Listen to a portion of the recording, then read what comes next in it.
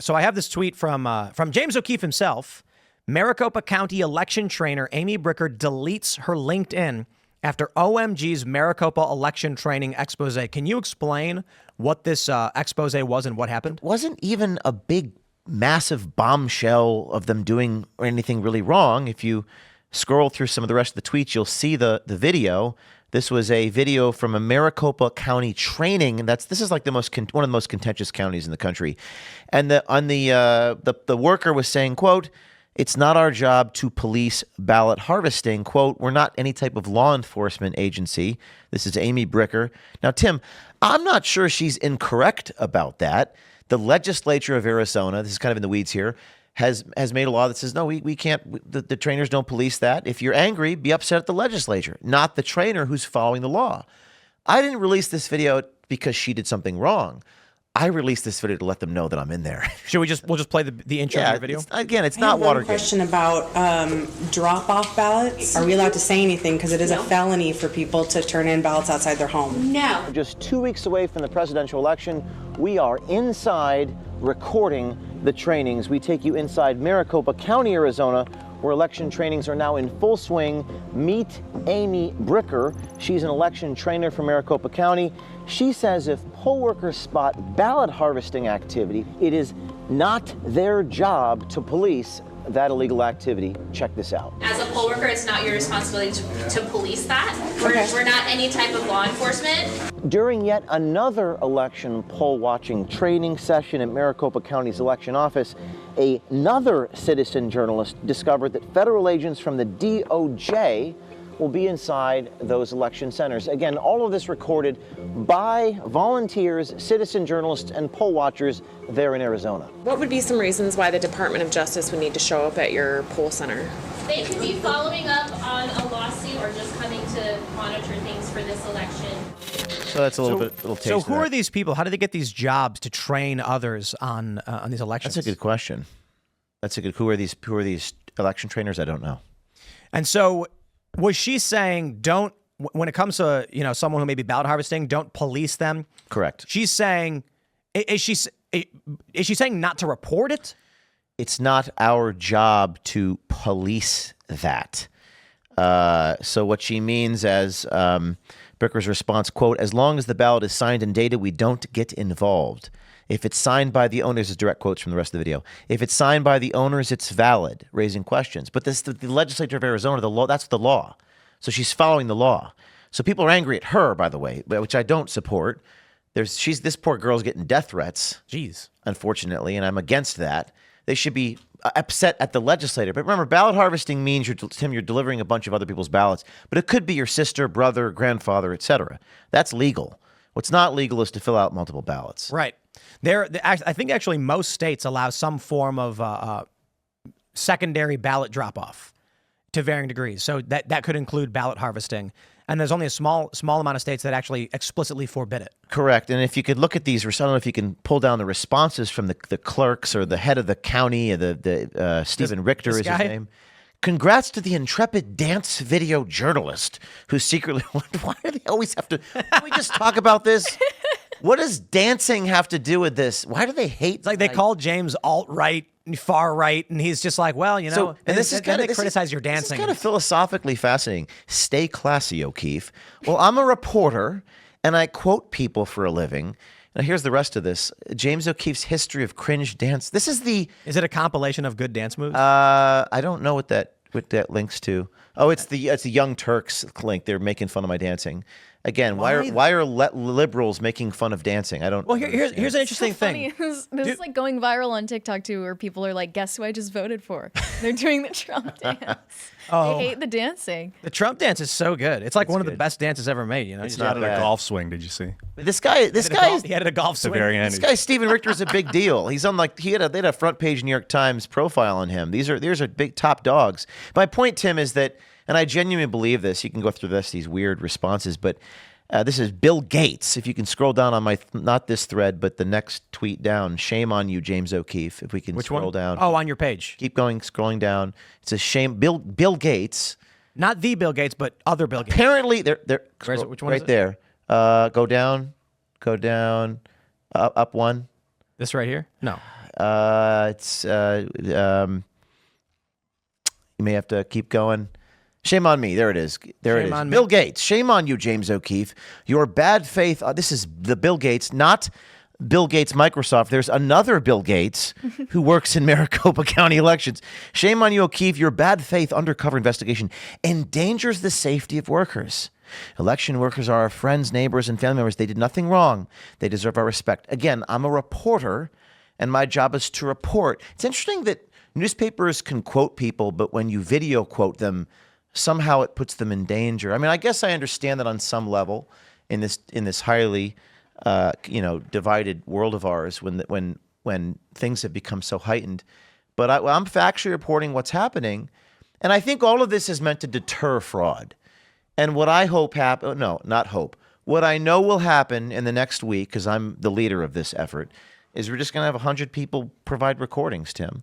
And hopefully that deters the fraud that you speak of. How do we make it bigger than several hundred and get 10,000 people who are legally set up to record and monitor? Laws are very tricky on this, and I have to say what is that. the legality? I could pass the bar exam on this crap.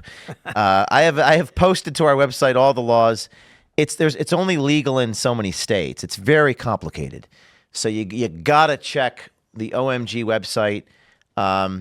It's very complicated. You can't intimidate a voter. And the question is, will the Department of Justice view this?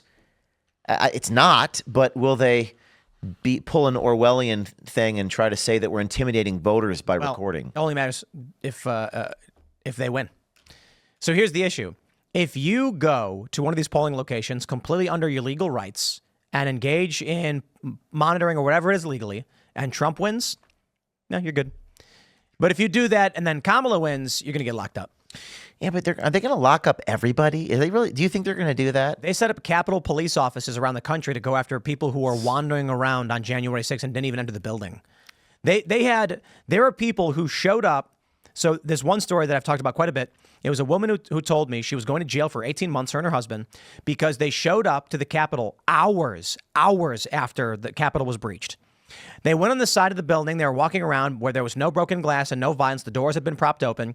They walked up, no barriers, no obstructions, walked in the building, looked around for about 2 minutes, walked out having no idea what went on, arrested, charged, sentenced to 18 months. Let me do the ethical thing here, because we're broadcasting to a lot of people. This will take me 30 seconds. What not to do? Do not intimidate voters. If you're recording, do not intimidate. That means do not do anything aggressive or threatening around polling locations that can be viewed. Don't photograph ballots or people who are voting. Don't do that. Don't touch ballots. Don't pretend to be someone else. Don't interfere with the election. Be respectful, and check your recording laws in the states. I posted this to my website. But Tim, I find it fascinating. You think that Kamala's just going to jail everyone, or jail people like Elon and a lot of people, me and others, and Elon. They're gonna come after him in the government crazy agencies, ways. And they're gonna damage his businesses and make life miserable. But don't you think that there's so many Trump supporters that are just they're not going to put up with that? I think that is the intended position. No, to create a civil unrest. Well, yeah, because I don't think anybody wants civil war at an official level. There's certainly people on the ground like Antifa and maybe some elements of the right that are like, yeah, bring it on, but that's ridiculous. I think what they're more looking for is if you've listened to what Steve Baker had to say about January 6th, he's the journalist who's been criminally charged. They shackled him, and he said, in his opinion, the Pentagon planned for J6 to go down the way it was, and if it wasn't for one officer, there may have been severe injuries to members of Congress and the Senate. One officer of his own volition without orders evacuated the building. He got in trouble later on for, something else. He said he was endangering officers. If he did not of his own volition evacuate, then the J6ers would have clashed with members of Congress. Steve Baker believes that was the intention, so that way they could say this was an insurrection. And if you think about it through that lens, everything they've done hunting down J6ers makes sense if a member of Congress was hurt in some way. But considering you have a bunch of nonviolent misdemeanor trespass, hunting people down and putting them in solitary confinement makes literally no sense.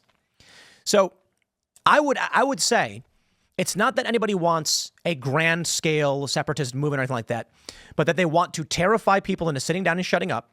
They want to create an air of fear and terror among anyone who would oppose the uniparty machine, and then give themselves justification for going after the people who speak up and speak out. That's going to create a threshold of moral outrage where it'll just be a pendulum swing. It could, or it could create a Soviet or Chinese communist type era where the dissenters are just beaten down and suppressed and hidden. I think my theory is that America might be different than all those previous examples throughout history. We're more cavalier, we're more cowboy, we're more the land of the free, the home of the brave. My theory, and I have to believe this, otherwise we're just, what's the point of existing? I have to believe that we're just built differently. So even if it were true, which I don't actually believe, but even if it were true that Kamala wins and all these regulatory agencies put people like me in jail. By the way, I've been to jail. I've been raided by the FBI, arrested by the FBI, sued 40 times, fired from the company I founded, and I can go on. But even if I were to take your premise, I think the people would just rise up. I don't mean that in a violent way. I just mean they would support the people who are in jail and donate to their lawyers. But go ahead. This is it. Yeah. Trump winning may be that people finally breaking and saying, I've had enough of this. And now in Jefferson County, in West Virginia, the line for early voting is massive. And I don't believe the people in West Virginia are lining up in droves to vote for Kamala Harris. Look, you can argue that Kamala's got her base, for sure. I don't think anyone is that passionate about Kamala. The only argument would then be they actually believe Trump is Hitler and they're passionate against him. Let me throw you another black swan here in your Ooh, black swan. Black swan means unpredicted, unknown thing, curveball. I have a whistleblower from FEMA that's going public Thursday. FEMA, the North Carolina situation. Halloween. A full-time federal employee, Christian lady, who says, to hell with this, I'm blowing the whistle on the agency. And I'm noticing a pattern. You and I have been talking about this for years. But I'm noticing now, like, people have just had enough. They just, Zach, you saw the guy crying in the Border Patrol car. Yeah. And I just think you're gonna see more of those types of people rise up. And and notice you didn't see the movie, but in the movie, Zach makes a sign of the Christian cross. I say, aren't you afraid they're gonna take your pension? They're gonna destroy your life. He says, you're looking at it. Very powerful. He says, to hell with all of you. I am willing to die on my cross, so to speak, for the public's right to know. So this lady that coming out from FEMA Thursday, a few days before the election comes out, I mean, it's very powerful. And I think that you just need a few people with courage, and courage is in short supply these days. But that's another thing that could happen. I was just thinking about it, and I think it's a simple equation. When the fear of what this country is becoming outweighs the fear of reprisal, exactly, you will get whistleblowers. That's exactly right. And I think we're starting to see this. That's exactly right. And I have this new nonprofit that pays I'm paying Zach's legal bills, Citizen Journalism Foundation. It's very, very powerful to hear. I asked this lady, I said, aren't you afraid? And she said, no, I'm called to do this. And your point is well taken. Soviet Union. What are the other countries you mentioned that went through this hell, this dystopian? It's a pattern throughout history, right? Where we just descend into compliance and conformity, and people are afraid to do the right thing. But this is America, damn it! This is different. We're built differently, right? Yeah, local governance runs this show. Yeah, there's so many people that control their locality here. Yeah, you just need someone they're trying to, Tim, all those election officials in Maricopa are saying that stuff because they're trying to deter other people to do the same thing. That's their number one goal. Deter others. Zach took his gun away, took Zachary Apotheker. By the way, at some point, I'd love to call him in just 2 minutes on the show so everyone could hear his voice, the Border Patrol agent. Yeah. Took his gun away, took his paycheck, cut his paycheck, trying to make his life a living hell so they can deter other people from doing the same thing. I think more likely than you getting thrown in jail in the event that Kamala wins, due to the nature of the work you do, I think that big tech firms will just see a Kamala victory as license to crack down. That's censorship. Interesting. Yeah. But Zuckerberg, what do you think his philosophy is? They're so dumb for trusting me. He literally said that. But he sounds like he's become more politically libertarian. Thanks for checking out this clip from Timcast IRL. Make sure to watch the show live Monday through Friday at 8 p.m. Subscribe to this channel, and we will see you all there.